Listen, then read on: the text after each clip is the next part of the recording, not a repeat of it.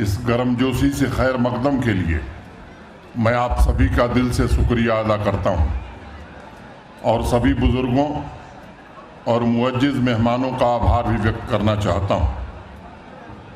Record समय में Elahibagh indoor sports stadium तैयार करने और उसे खिलाड़ियों को सुपुर्द करने के लिए मैं जम्मू कश्मीर स्पोर्ट्स काउंसिल को भी बहुत बहुत बधाई देता हूं और सभी खिलाड़ियों को हृदय की गहराइयों से शुभकामनाएं भी देता हूं। स्पोर्ट्स की एक्टिविटीज़ को लेकर आजकल पूरे जम्मू कश्मीर में शहर ख़ास की बड़ी चर्चा है। जो लोग भी सोशल मीडिया के शौकीन हैं उन्हें बताने की ज़रूरत नहीं है कि हमारे खिलाड़ियों के जोश व जुनून के वीडियो क्लिप्स अनेक लोग बार बार देख रहे हैं। चाहे वो शहर हो, गांव हो, डाउनटाउन के खिलाड़ियों के बेहतरीन परफॉर्मेंस की आज चर्चा हो रही है। स्पोर्ट्स के प्रति यहाँ के नौजवानों का मोटिवेशन, डेडिकेशन देखकर आजकल बड़े बड़े सीनियर खिलाड़ी भी कहने लगे हैं कि श्रीनगर का शहर खास, श्रीनगर का यह डाउनटाउन चैंपियंस का हब बनता जा रहा है। कभी ईदगाह के मैदान में प्रैक्टिस करने वाला और जम्मू कश्मीर का क्रिस्टियानो रोनाल्डो कहा जाने वाला नौजवान दानिश फारूक जब इंडियन फुटबॉल टीम में शामिल हुआ था और उसने टीम की जर्सी पहनी थी, तब सफाकदल ईदगाह के मैदान में दानिश से प्रेरणा लेकर हजारों नौजवानों ने स्पोर्ट्स में अपने आप को समर्पित कर दिया। पिछले 2-3 वर्षों में स्पोर्ट्स की अलग अलग डिसिप्लिन में एक गजब की क्रांति डाउनटाउन में देखने को मिली, जो मैं समझता हूं कि जम्मू कश्मीर के बढ़ते स्पोर्ट्स कल्चर की झलक दिखलाता है और उसमें भी शहर खास के मोहल्लों में छिपे हुए टैलेंट का वर्चस्व स्पष्ट तौर पर दिखाई पड़ता है। आपके संकल्प से भरे इस सफ़र के लिए मैं चंद लाइनें जरूर कहना चाहूँगा। जिस तरफ भी चल पड़े हम आबला पायाने शौक, खार से गुल और गुल से गुलिस्तां बनता गया। मैं अकेला ही चला था जानिबे मंजिल, मगर लोग साथ आते गए और कारवां बनता गया। अभी कबड्डी और वॉलीबॉल के खिलाड़ियों से मैं मिला। उनका प्रदर्शन बहुत थोड़े समय तक देखने का अवसर मिला। नौजवान खिलाड़ियों के जोश, उनके स्किल्स और उनकी मेहनत को देखकर मैं बड़े आत्मविश्वास से कह सकता हूं कि वह दिन दूर नहीं है जब यहाँ के होनहार खिलाड़ी देश का प्रतिनिधित्व करेंगे। ये लक्ष्य आज हर एक नौजवान का है कि वो इंडियन टीम में खेले। हर एक नौजवान अपने टैलेंट को निखारने के लिए मैदान पर पसीना बहा रहा है ताकि वो टॉप पर पहुँचे, शीर्ष पर पहुँचे। हर एक कोच पूरी शिद्दत से उन क्वालिटीज़ को अपने प्लेयर्स में इनकलकेट करने की कोशिश कर रहे हैं ताकि बेहतर से बेहतर टीम बनाई जा सके। ये हेल्दी कंपटीशन ही स्पोर्ट्स में एक टैलेंट को निखारता है। एक जुनून के साथ आगे बढ़ने की हसरत ही हीरो पैदा करती है और जो इलाहीबाग के स्पोर्ट्स स्टेडियम से निकलकर ओलंपिक में देश का नाम रोशन करने का रास्ता भी आगे तय कर सकती है। मध्य प्रदेश के एक मशहूर शायर थे निदा फाजली। वो नौजवानों से कहते थे कि जब किसी काम में आप अपने आप को डुबा दोगे तभी वह मेहनत से सोना बन सकता है। आपकी ऊर्जा जब खेल में डूब जाती है तब वो सोना बनती है, लेकिन अगर उसका सही उपयोग नहीं है तो वो सिर्फ मिट्टी के बराबर है। It is gold when you lose your entire energy in the game, but only particles of dust when the energy is wasted. दुनिया जिसे कहते हैं जादू का खिलौना है, दुनिया जिसे कहते हैं जादू का खिलौना है, मिल जाए तो मिट्टी है, खो जाए तो सोना है। आवार मिजाजी ने फैला दिया आंगन को, आकाश की चादर है, धरती का बिछौना है, बरसात का बादल तो दीवाना है, क्या जाने किस राह से बचना है, किस छत को भिगोना है।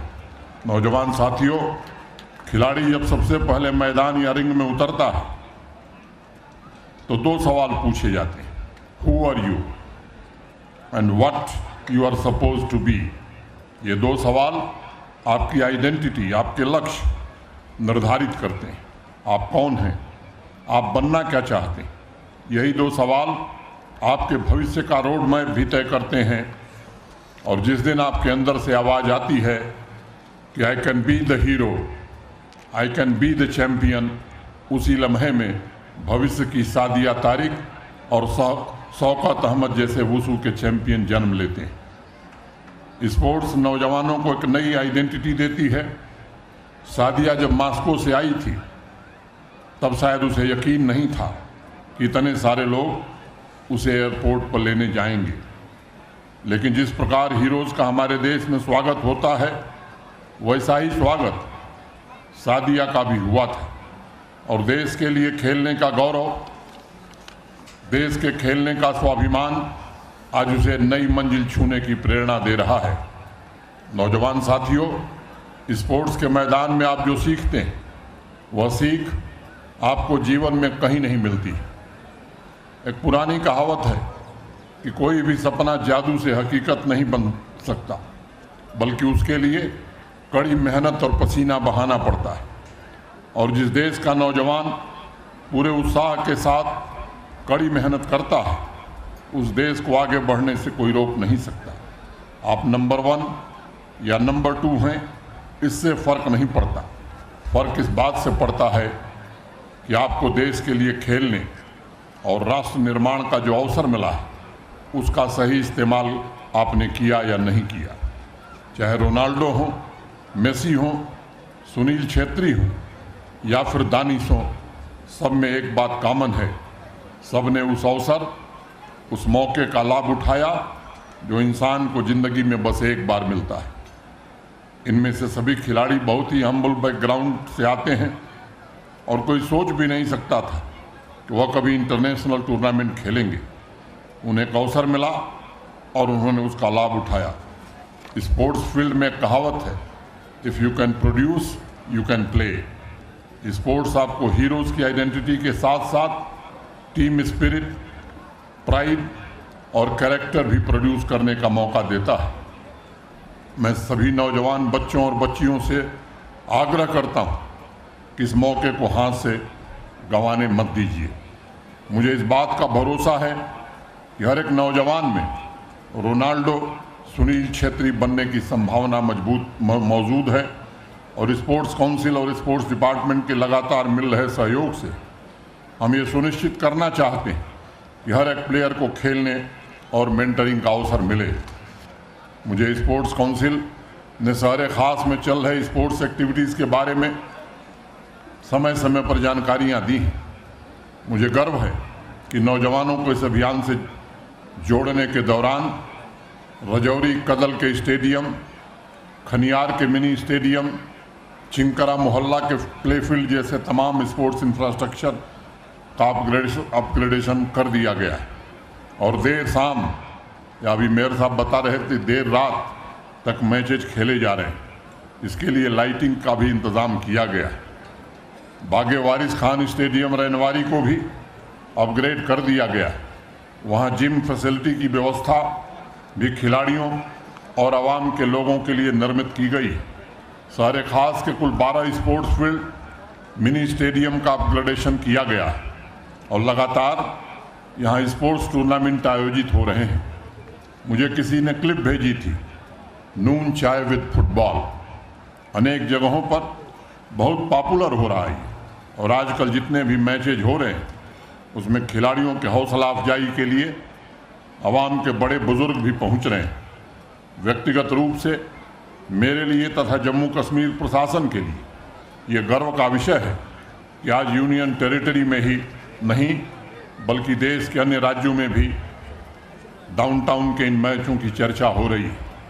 भारत के कोने कोने में बसे स्पोर्टिंग सर्किल में शहर खास का नाम इज्जत और स्वाभिमान से लिया जा रहा है।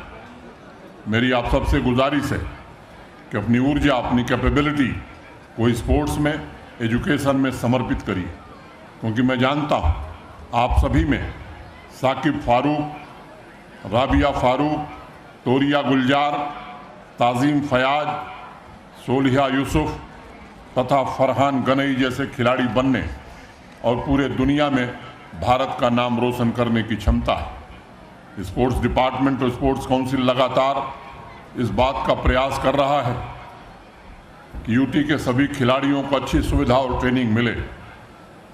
मेरे पूर्व भी बताया गया, शर्मा साहब ने विस्तार से बताया, मैं उसके विवरण में नहीं जाना चाहता। स्पोर्ट्स की अलग अलग डिसिप्लिन में 38 खेलो इंडिया सेंटर स्थापित किए गए। अभी 948 स्पोर्ट्स के इंफ्रास्ट्रक्चर पर काम चल रहा है, जिसे इसी साल पूरा कर लिया जाएगा। इस साल जम्मू कश्मीर में स्पोर्ट्स की एक्टिविटी नए रिकॉर्ड कायम कर रही है और अभी बताया गया आपको कि 35 लाख नौजवानों से ज़्यादा नौजवानों को इस बार खेलने का अवसर मिलेगा।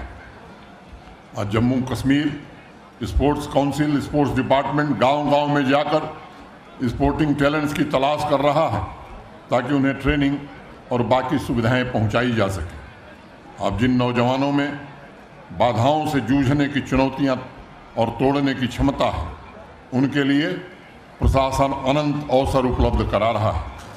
उन्हें मैदान में अपने सामर्थ्य को साबित करने का मौका दिया जा रहा है।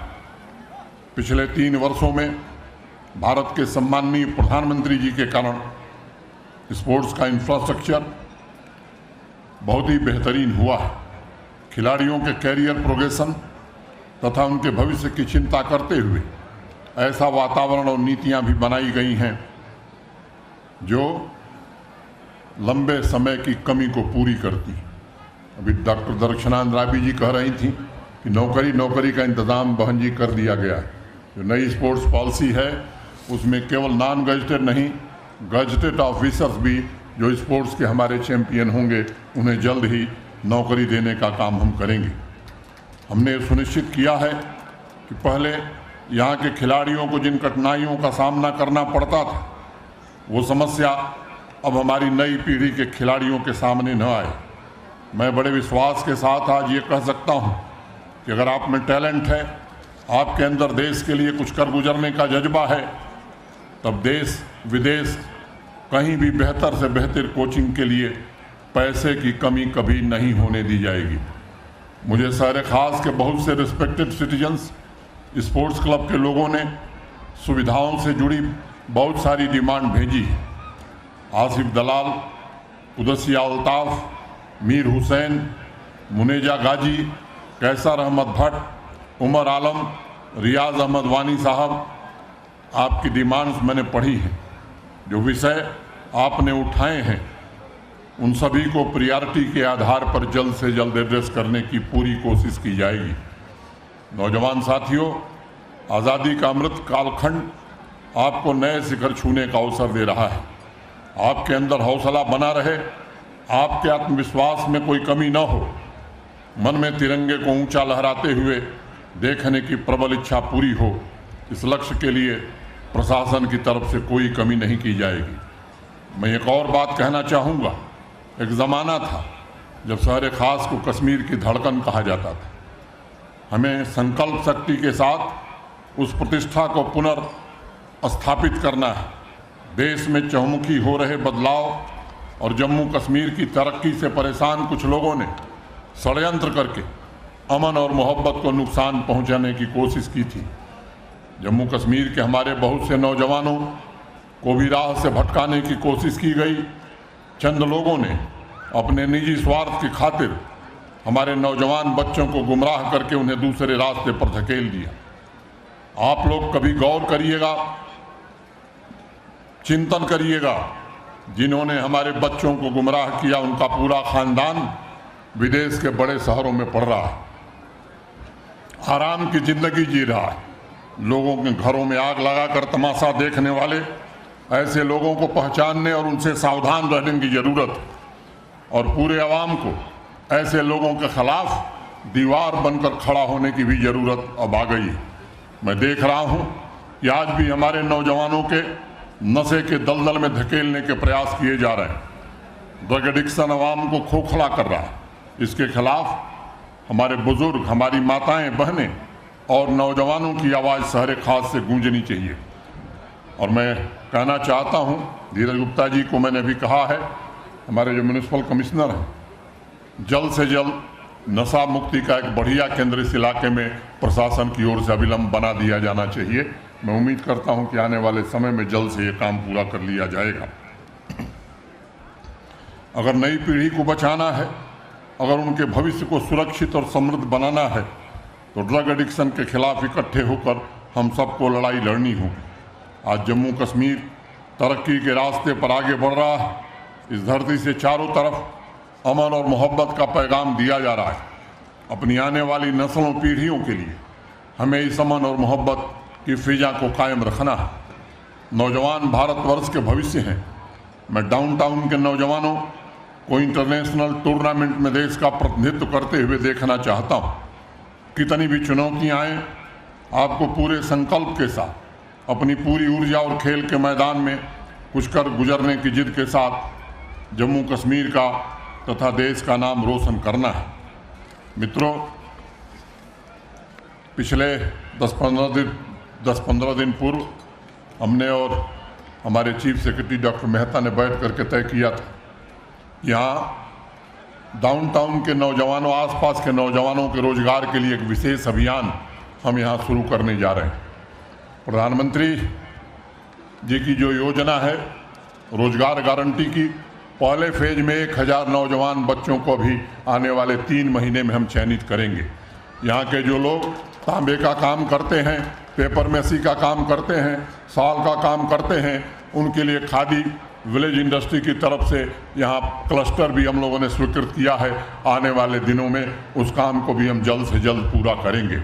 मिशन यूथ जो पूरे जम्मू कश्मीर के नौजवानों की चिंता कर रहा है, उनको भी निर्देश दिया गया है कि जम्मू कश्मीर के नौजवानों का तो आप कर ही रहे हैं, डाउनटाउन के नौजवानों को भी चिन्हित करके उनके रोजगार और सेल्फ एम्प्लॉयमेंट की चिंता हमारा डिपार्टमेंट करेगा। जो मित्र अभी ज्ञापन दिए हैं उनकी चर्चा मैं बाद में करूंगा। चंद लाइनें कह के मैं अपनी बात अब समाप्त करूंगा। कुछ लोग तुम्हें समझाएंगे, वो तुमको खौफ दिलाएंगे। कुछ लोग तुम्हें समझाएंगे, वो तुमको खौफ दिलाएंगे। जो है वो भी खो सकता है, जो है वो भी खो सकता है। इस राह में रहजन है इतने, अरे कुछ और यहाँ हो सकता है। कुछ और तो अक्सर होता है, पर तुम जिस लम्हे में जिंदा हो, ये लम्हा तुमसे जिंदा है। ये वक्त नहीं फिर आएगा, तुम अपनी करनी कर गुजरो। जो होगा देखा जाएगा, जो होगा देखा जाएगा। बहुत बहुत धन्यवाद। जय हिंद, जय भारत।